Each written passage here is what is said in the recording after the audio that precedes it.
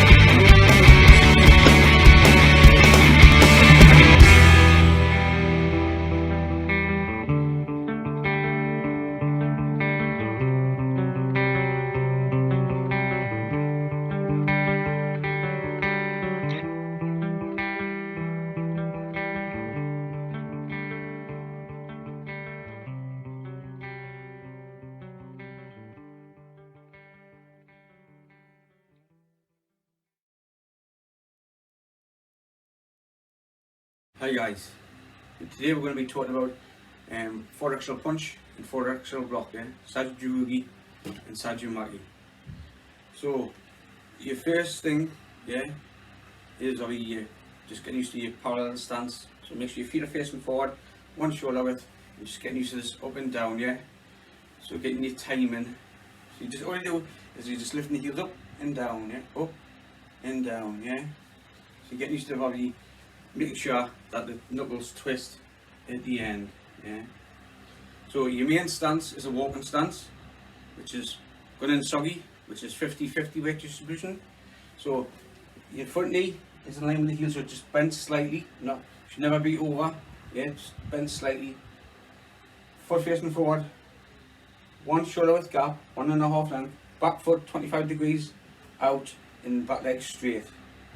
So that's a walking stance, you get that nice 50-50, so you feel the stance, you feel like you're 50-50, so you know whether you're walking or L, but for 4-axle punch, 4-axle block, it's just walking stance. So, what to remember, so you've got obviously 4-fist punch, and then lower form block for Sajugi, So to remember that for a lower form block, crosses at the chest, it finishes on the chest line and then 20 centimeters away from the thigh. So from here, crosses and stops. So it's that forearm's right on your chest line. So you've got obviously your shoulder line, your chest, and then your centre. They're your 3 main lines. So this one's on your chest. So 20 centimeters away from the thigh. So that's lower form block, and then obviously you've got your little 4-fist punch. So once you've done that, so the first time you do it, you go anti-clockwise, you come back, and then you go clockwise. So it's just getting used to the fundamental movements, and putting them in this like forward and back, and get used to utilising the knee spring.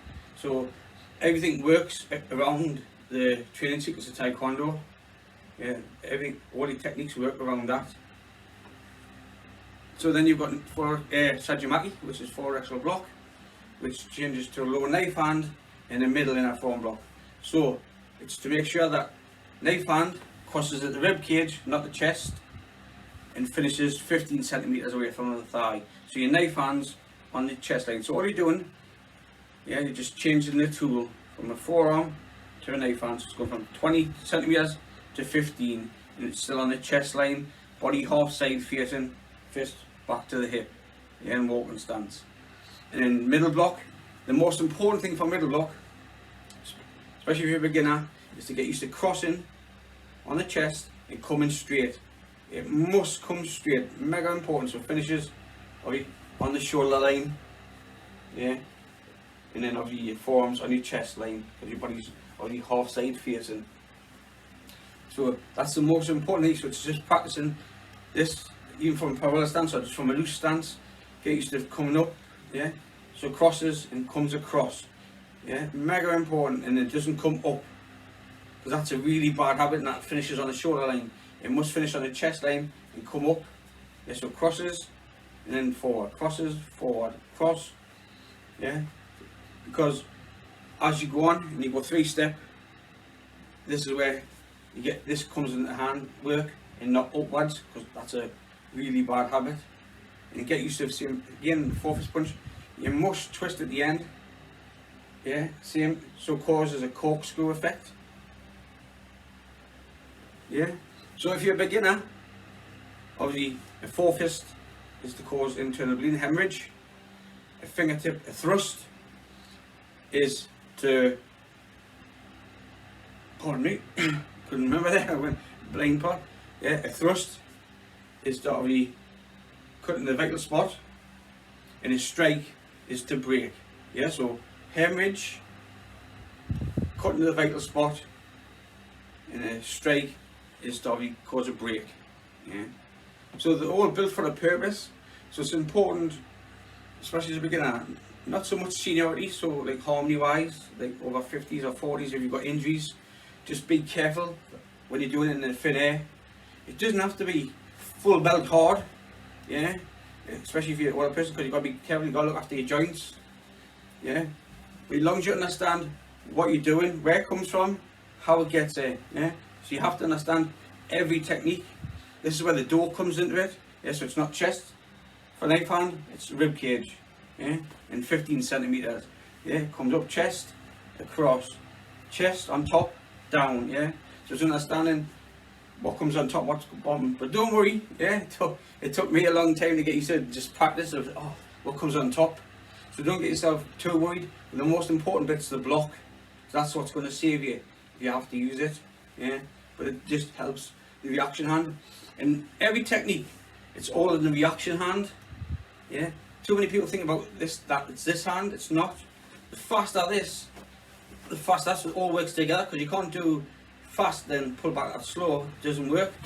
Yeah, you have to work it together, and that's what brings the drive. Hip, hand, breath, foot. Yeah, whether you're doing knife hand, yeah, yeah, it's all in that backward motion, so you feel it on your shoulders. Yeah, so you're putting feeling into it. But for me, obviously, that's good if you're hitting a pad or a target. But if you're hitting thin air, there's no need to. Yeah, you have to just practice getting just. Yeah, you can do exactly the same. And then knee spring, just nice and light. So you're getting the hips working, driving foot, so back foot drives, yeah, bend straight, yeah. So it all comes together. So see your power, yeah.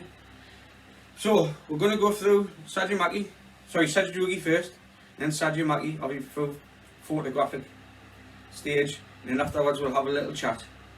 So like I say, hit that subscribe button, leave a comment, and I'll try and get back to you as quick as I can. And like I say, I'm here to help, so any questions I'll try and answer it. If I can't answer it, I'll find it out for you and I'll get back to you straight away. But I am here to help, so please leave a positive comment. Thank you very much.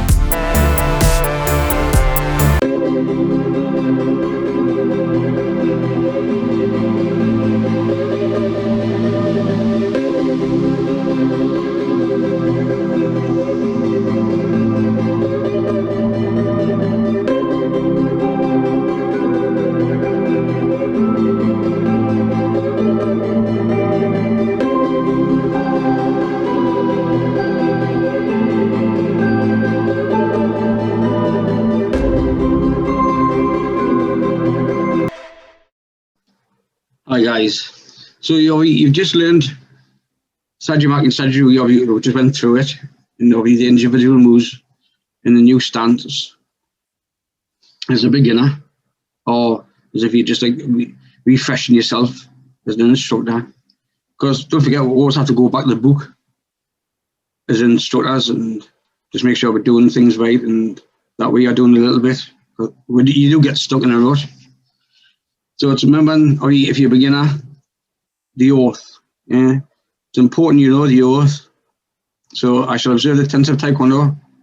I shall respect my instructors and seniors. I should never use Taekwondo. I should be a champion of freedom and justice. I shall build a more peaceful world. So obviously you say that in the beginning of a class. Then obviously you've got your tenets, so courtesy, integrity, perseverance, self-control, and dominant spirit. They're the ones obviously you need to know as a beginner in the meaning of white. So white signifies in, since our beginning student has no previous knowledge of Taekwondo. And obviously, like I said, the pattern is a collection of offensive and defensive techniques performed against an imaginary opponent in a fixed and logical sequence. As you go on, obviously, I don't know if you've got a theory book or you haven't got the chance to have the books. Give us a comment. And I can have a chat with you about sending you the 15 encyclopedias in PDF file, if you want, because I've got a copy of them, the 15 books. Obviously, there's some mistakes, but it was Gemma Choi's little baby's 15 books, so you just correct them yourself. Obviously, just put a bit of sticker over them, because it's not massively mistakes, but some of them, the photos are not saying what the movement's saying, or it's not saying continuous motion. So it's just that's how you put a bit of sticky tape over and just change it, or put a little note saying that it's middle, it's not high. So I'll give you a copy of them if you want. But the main thing as an instructor or a beginner is to learn the training secrets of Taekwondo. So if you've got the encyclopedia, the condensed, it's page 32, the condensed encyclopedia, where it explains about the training secrets of Taekwondo. So even if you just learn something a day, it's better than nothing. It makes life so much easier. Because you see a lot of people studying just when it's time for a grading, or breaking when it's time for grading. That's all. If you want to be good at Taekwondo and you want to toughen yourself up, that's not good enough. Taekwondo, the do means a massive part, and especially in moral culture. A bit of the book, and having just being one with yourself, like breathing and stretching and mindfulness. You're not training to be a fighter. If you want to fight, you can go out in the street and have a fight. We're not training. We're not teaching that. We're teaching how to defend yourself, if needs be. Hopefully not, but you're best having it, not need it, and need not have it.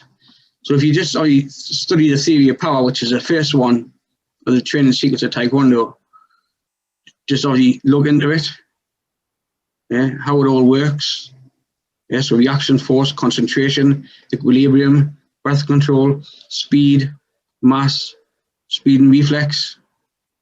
So I think there's 7 in total. Everything comes together, and your body works amazing. And it's incredible what you can do. So I don't want to mumble on too much. So thank you for today. I hope I've been helpful. Like I said, leave a positive comment if you want any help or you want to answer anything. I'll try my best. And hit that subscribe button, and don't forget to share with your friends. So thank you very much for today, and I'll see you next time. Bye.